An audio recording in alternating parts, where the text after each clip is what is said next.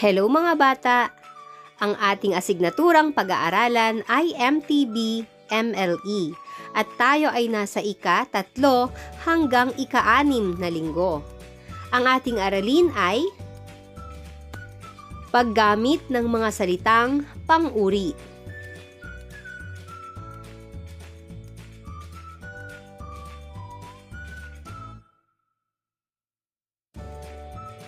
Natutuhan mo sa nakaraang aralin ang tungkol sa mga bahagi ng liham at ng tala-arawan. Nabatid mo rin ang wastong tuntunin na dapat sundin sa pagsulat ng mga ito.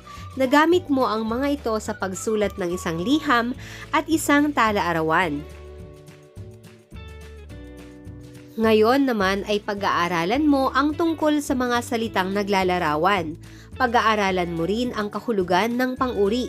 Ituturo din sa iyo ang magkasing kahulugan at magkasalungat na salitang pang-uri. Lahat ng bagay ay may kani-kaniyang mga katangian. Mailalarawan natin ang mga ito ayon sa kanilang mga kulay, laki, lasa, uri, at timbang. Mailalarawan natin ang mga ito ayon sa kanilang kulay, lasa, laki, uri, timbang, at iba pa.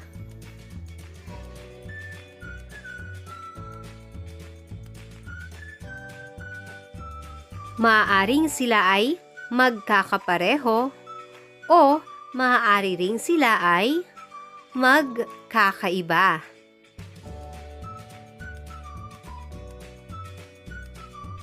Ang mga salitang ginagamit natin sa paglalarawan ay tinatawag na pang-uri. Ano nga ulit ang pang-uri?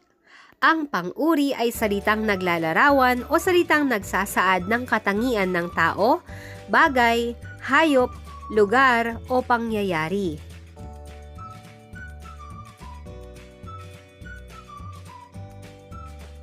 Maaaring ang mga katangian na ito ay ayon sa hugis, sukat, amoy, lasa, bilang, bigat, at iba pa. Mga halimbawa: malaki ang kanilang paaralan. Ang pang-uri sa pangungusap ay malaki. Ang salitang ito ay tumutukoy sa sukat. Sunod: maganda ang aking guro. Ang pang-uri ay maganda at ang salitang ito ay tumutukoy sa katangian. Susunod na halimbawa: bilog ang bola ng basketball. Ano ang pang-uri sa pangungusap? Tama, bilog. At ang salitang ito ay tumutukoy sa hugis.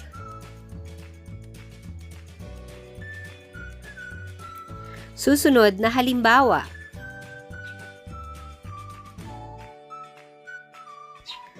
malinis tingnan ang puting pusa. Ano ang pang-uri sa pangungusap? Tama, puti. At ito ay tumutukoy sa kulay.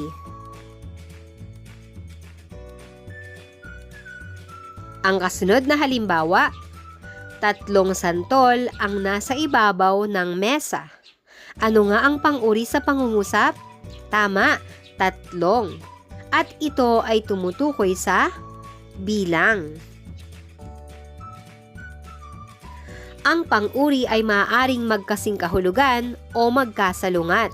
Ang mga salitang may pareho o katulad na kahulugan ay tinatawag na magkasing kahulugan. Ang mga salitang mayroong kasalungat o kabaliktaran na kahulugan ay tinatawag namang magkasalungat. Ating basahin ang mga halimbawa ng pang-uri na magkasing kahulugan. Una, malinamnam ang pansit habhab ng Quezon. Malasa ito kaya't gustong-gusto ng mga tao.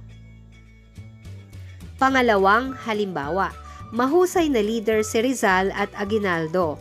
Magaling silang manguna. Pangatlo, maraming luma na simbahan sa Batangas at Rizal. Antigo na ang mga ito. Basahin natin ang mga pang-uri na ginamit sa pangungusap. Sa unang bilang ay malinamnam at malasa.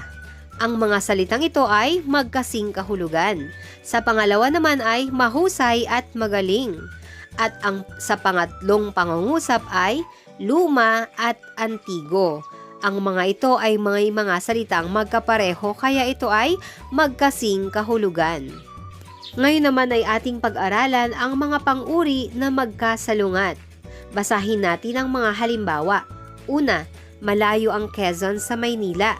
Malapit naman ang Cavite. Pangalawa, malaki ang maleta na binili ni Mira. Maliit naman ang biniling maleta ni Mara. Pangatlo, mataas na lugar ang Rizal at Cavite. Mababa na lugar naman ang Laguna, Batangas at Quezon. Basahin natin ang mga pang-uri na ginamit sa pangungusap. Una, malayo at malapit. Ang mga salitang ito ay magkasalungat. Sa pangalawang pangungusap naman, malaki, maliit. Magkasalungat pa rin. At ang pangatlo, mataas, mababa.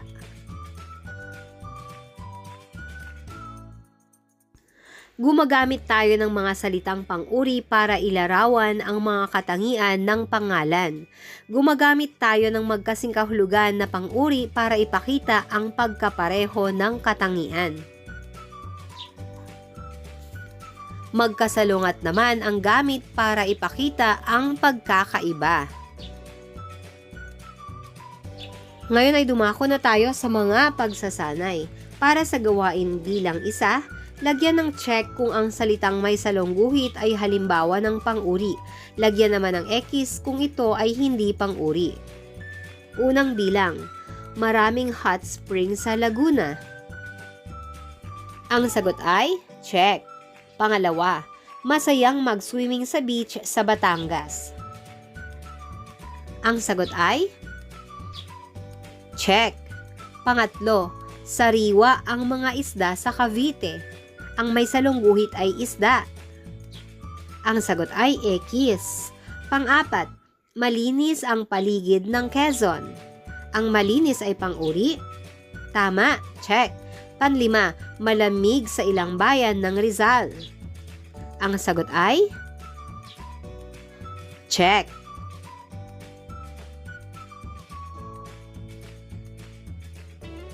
Pangalawang gawain, tukuyin ang mga pang-uri na ginamit sa bawat pangungusap. Isulat ang salita sa iyong kwaderno o sagutang papel. Una, matamis ang pinya sa Cavite. Ang pang-uri na ginamit sa pangungusap ay matamis. Pangalawa, matatagpuan sa Batangas ang mga masasarap na kainan ng lomi at goto. Ang sagot ay masasarap. Pangatlo, sa Laguna maraming hot spring.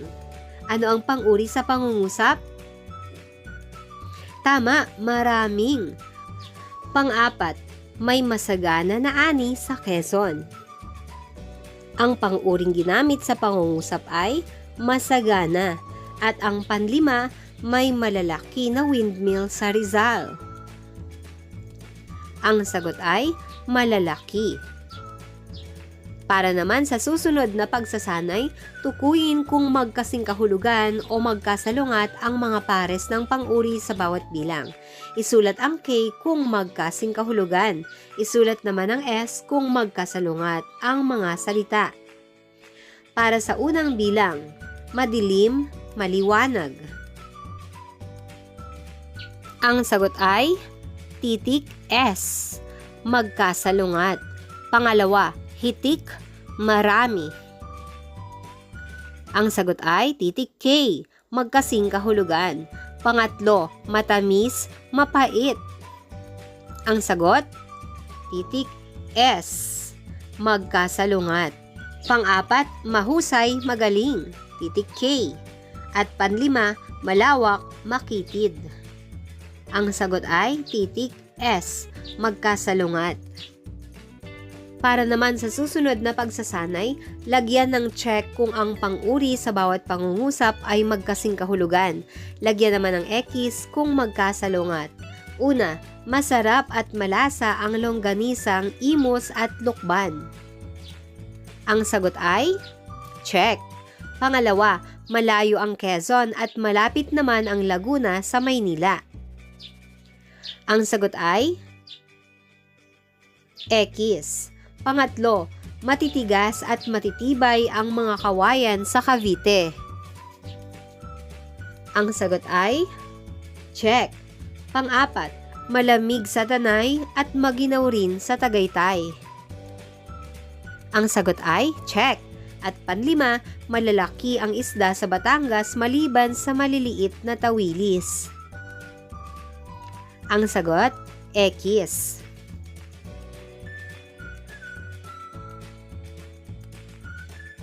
Para sa gawain sa pagkatuto bilang 3, piliin mula sa panaklong ang salitang may kaugnay na sumusunod na pang-uri. Isulat ang S kung ang nabuong pares ay magkasing kahulugan at K kung magkasalungat. Una, manipis, makapal, maganda, mahusay. Ang kapares sa salita ay makapal.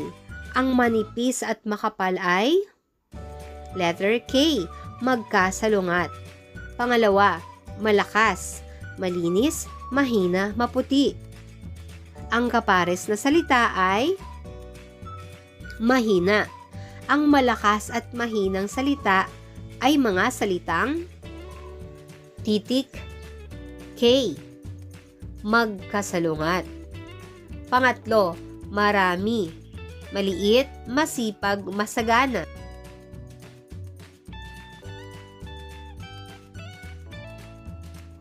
Marami at masagana.